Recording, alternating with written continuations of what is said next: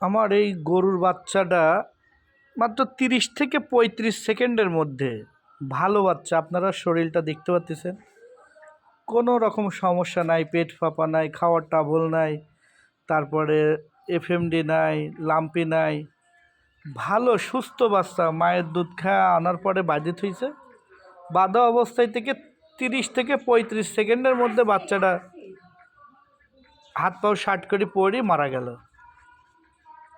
আসলে এটা কিভাবে হলো, কেন হলো, এক আল্লাহ মাবুদ ছাড়া কেউ জানে না।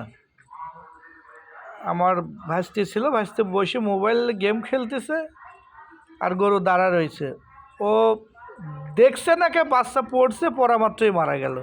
তো কোনো অভিজ্ঞ ব্যক্তি যদি জানেন, তবে এক ডাক্তার সাহেব বললো এটা নাকি ত্বরকা রোগের প্রাদুর্ভাব, ত্বরকা রোগ নাকি বেশিক্ষণ সময় দেয় না। তো ত্বরকা রোগের আসলে লক্ষণ কি, কোন কোন সিমটমে বুঝতে পারবো যে এইটা ত্বরকা রোগের লক্ষণ? আমি তো এখানে কোনো কিছু পাচ্ছি না, একটা মাছির কামড় নাই, ভালো জিনিস, সুস্থ জিনিস, পড়লো না কে মারা গেল। বা এটা যে স্ট্রোক করছে এত ছোট বাচ্চা, আসলে স্ট্রোক করতে পারে কিনা তাও তো আমার জানা নেই। বুঝতে পারতেছি না আসলে এমনটা কেন হলো। যাই হোক, যে জন্যই হোক, আল্লাহ হয়তো ছোট বিপদ দিয়ে বড় বিপদের হাত থেকে হয়তো রক্ষা করছে গরু ছাগলের উপর দিয়ে।